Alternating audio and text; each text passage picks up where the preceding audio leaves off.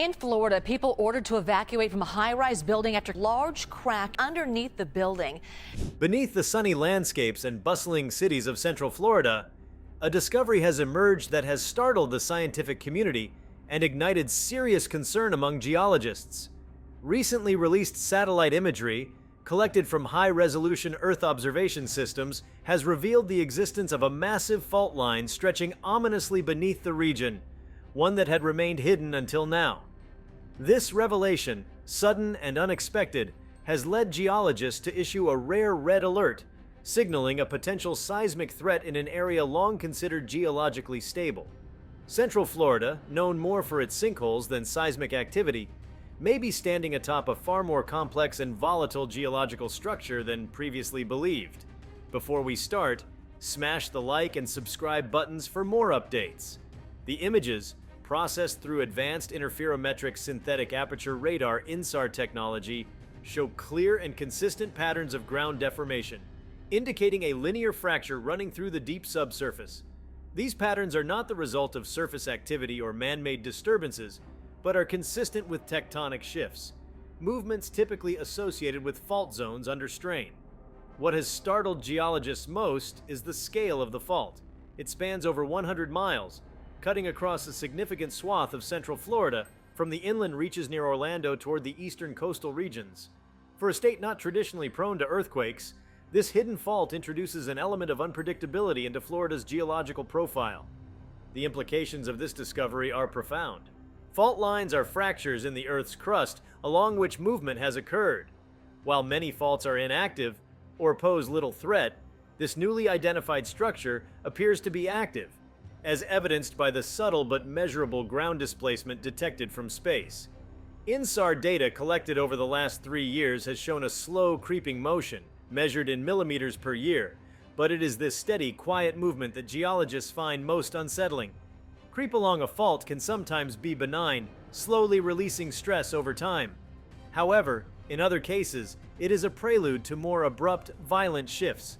The worry is that stress may be accumulating at depth, hidden from view, but setting the stage for a future seismic event. Adding to the concern is Florida's infrastructure, which is not designed with seismic resilience in mind.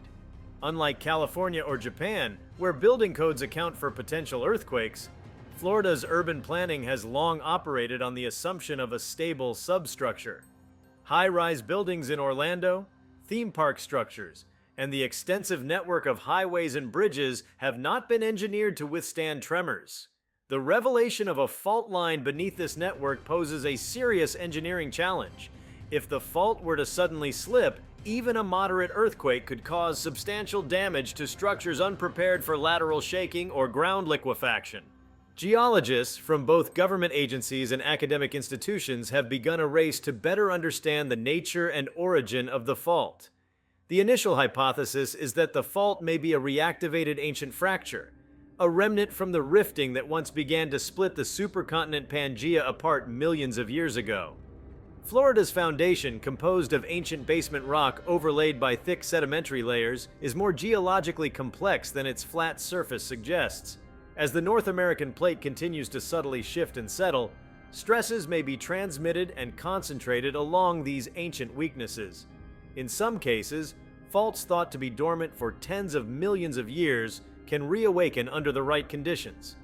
The exact depth of the fault remains under study, but preliminary seismic readings suggest it lies several kilometers below the surface.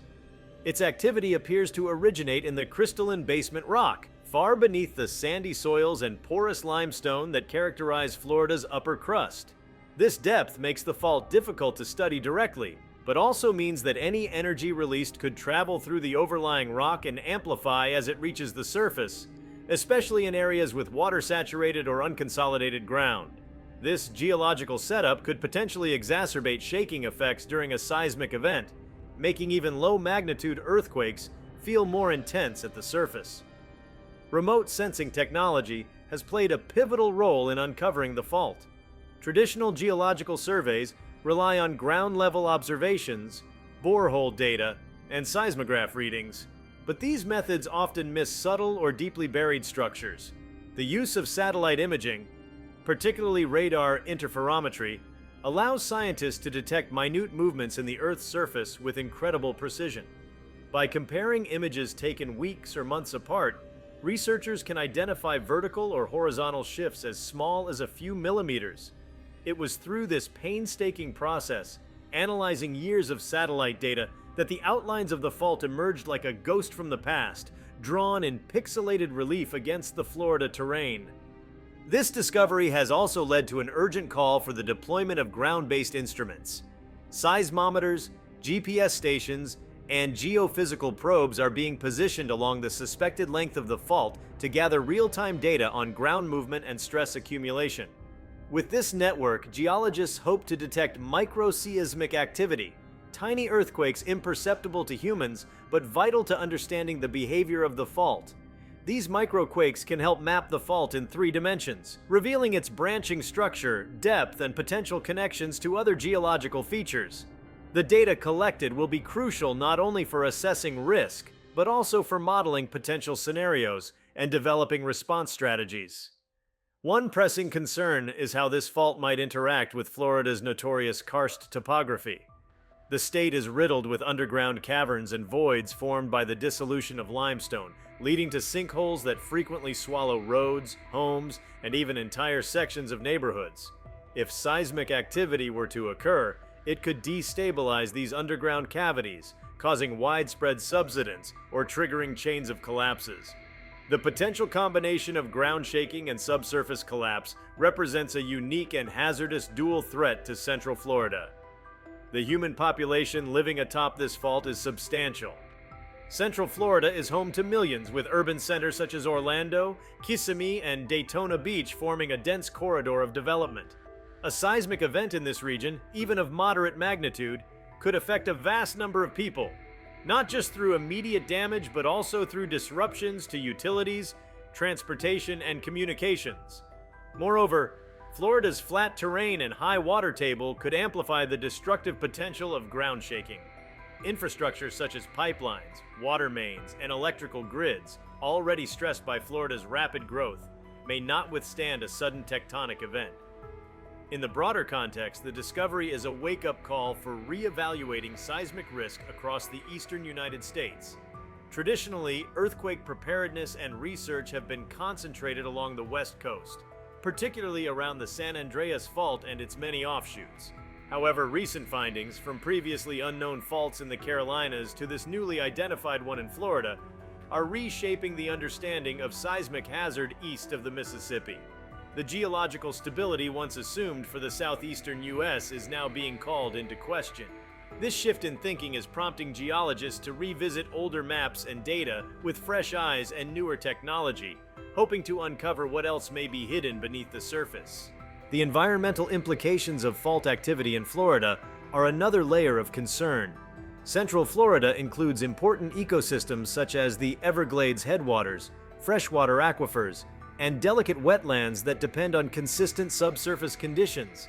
Ground movement, even minor, can disrupt water flow patterns, damage natural springs, and cause long-term changes to the hydrology of the region. In particular, the Floridan aquifer, one of the most productive groundwater sources in the world, could be affected if shifts in the fault disrupt its integrity or create new pathways for contamination. The complex interplay between geology and hydrology makes the situation even more delicate and urgent. Adding further complexity is the potential for this fault to interact with human-induced seismicity. While Florida does not experience the same volume of hydraulic fracturing or deep injection well activity as other states, there is still industrial groundwater extraction, phosphate mining, and other subsurface operations that could affect stress fields. If human activity aligns with naturally stressed zones, it could act as a trigger, increasing the likelihood of slippage along the fault. This intersection between natural and anthropogenic forces introduces another variable into an already complex equation and will require interdisciplinary collaboration to fully understand and mitigate. Attention is also turning to historical records. Although Florida has no known major earthquakes in its recent history, there are scattered reports of tremors felt in the region over the past few centuries. Many of these were dismissed at the time or attributed to distant seismic events in the Caribbean or the Gulf of Mexico. However, with the discovery of this fault, researchers are re-examining these reports in a new light. It is possible that some of these anomalous vibrations were local in origin. The discovery has sparked a flurry of activity in geological circles and among disaster preparedness agencies. There is an effort underway to model potential earthquake scenarios using the dimensions and stress patterns of the fault. These simulations aim to forecast ground-shaking intensity, potential damage zones, and impacts on critical infrastructure. The models incorporate not only the geological data, but also urban density, soil types, and building materials, providing a holistic view of what a seismic event could mean for Central Florida. These are not predictions of imminent disaster, but tools for planning and resilience. Academic institutions are rapidly forming research collaborations to further study the fault.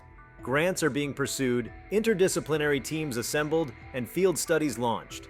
For many young geologists and seismologists, the fault represents a unique opportunity, a real-time case study in tectonic dynamics unfolding in an unexpected location.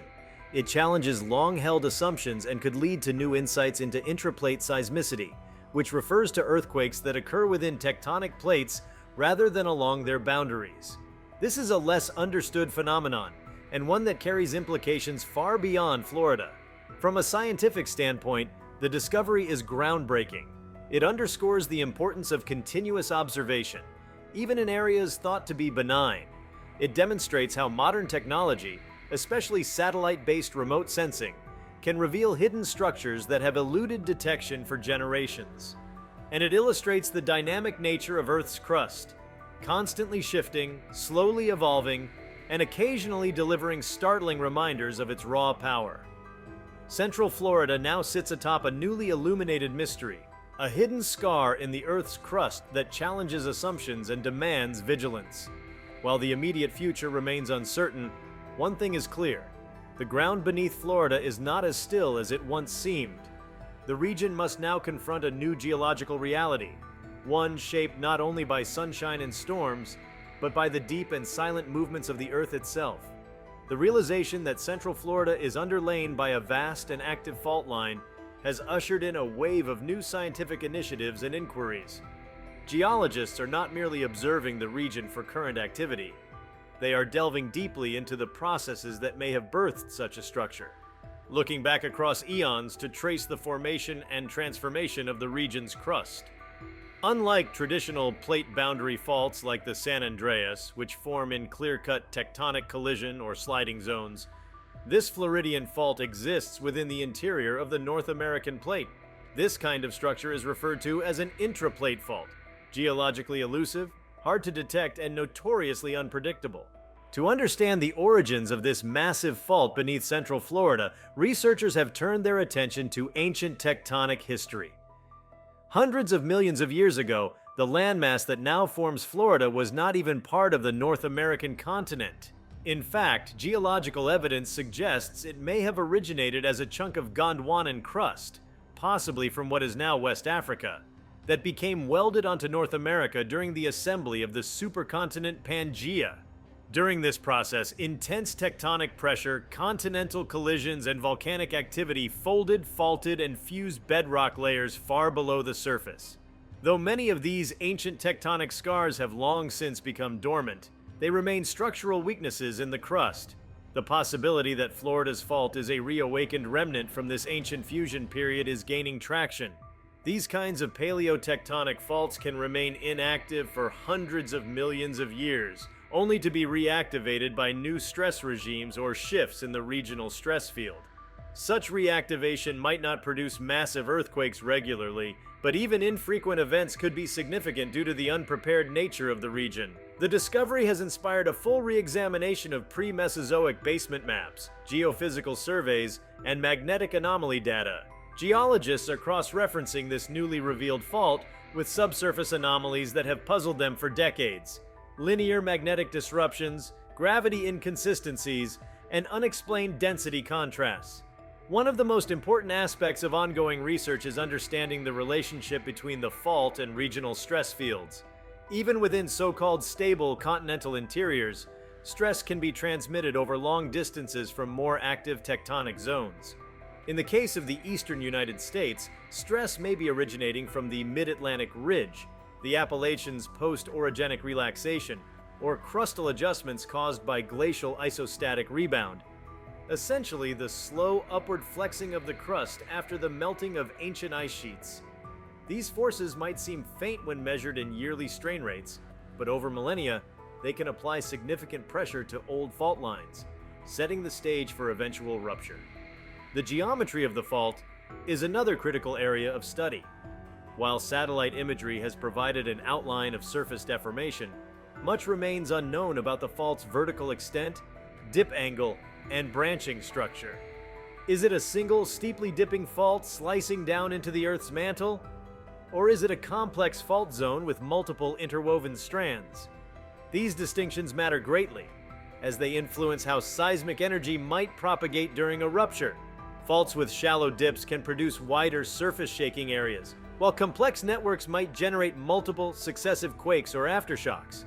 To answer these questions, seismic tomography and magnetotelluric imaging are being employed, tools that visualize the Earth's internal structures using variations in wave speed and conductivity. Equally important is determining the fault's seismic potential. Just how much energy can it store before releasing it in an earthquake? This is not just a theoretical question.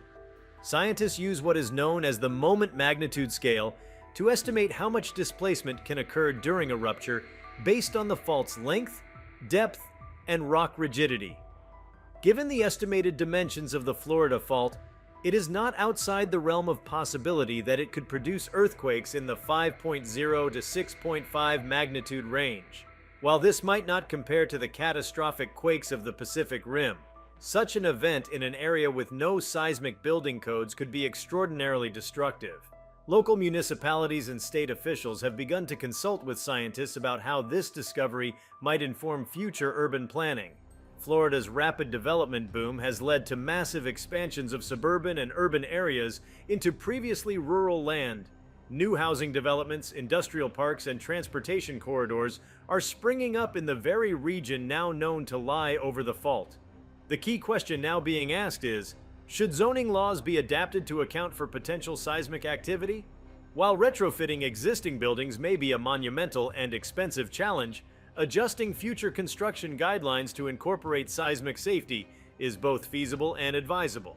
Another layer of complexity arises from the unique subsurface conditions in Florida. Much of Central Florida sits atop layers of limestone interspersed with clays and sandy deposits. These materials are prone to subsidence, collapse, and liquefaction under seismic stress. During an earthquake, loosely packed soils can lose cohesion, behaving more like liquid than solid, a phenomenon well documented in areas affected by moderate to strong seismic events. The implications of this are enormous. Critical infrastructure such as water treatment plants, hospitals, power substations, and airports could face ground instability that endangers not only structures but also emergency response efforts. The role of water cannot be overstated. Florida's high water table and the prevalence of shallow aquifers introduce a dynamic interaction between hydrology and tectonics. Recent studies have suggested that changes in groundwater levels can influence fault stress. As aquifers are drained for human use or filled during wet periods, the changes in subsurface pressure can slightly alter the mechanical equilibrium around a fault. This doesn't necessarily mean that groundwater withdrawal would cause an earthquake directly, but it could modify the stress distribution enough to influence the timing or nature of slippage on an already loaded fault. This realization is pushing hydrogeologists into new collaborations with seismologists.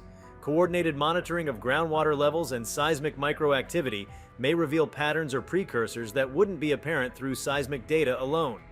Florida's extensive network of groundwater wells and observation bores, traditionally used for water resource management, may now serve a dual purpose as sensors for tectonic stress modeling. This interdisciplinary approach could mark a shift in how intraplate faults are studied, recognizing the subtle but powerful influence of the water cycle on geological systems once thought to be driven only by deep earth forces. Meanwhile, public awareness of the fault's existence is beginning to spread, though cautiously.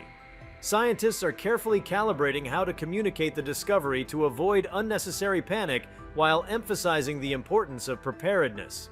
Florida residents are more familiar with hurricane drills than earthquake drills, but that may change in the coming years. Educational campaigns are being considered to teach residents how to secure furniture, identify safe zones in homes and schools, and respond in the event of shaking. The unpredictability of intraplate quakes makes these measures essential. Without surface indicators or foreshocks, events may occur without warning, underscoring the value of readiness. If you like this video, please give it a like and subscribe to our channel. Also, leave your comments below and tell us, what are your thoughts on this red alert fault under Central Florida? We want to hear from you. Thank you for watching and see you next time.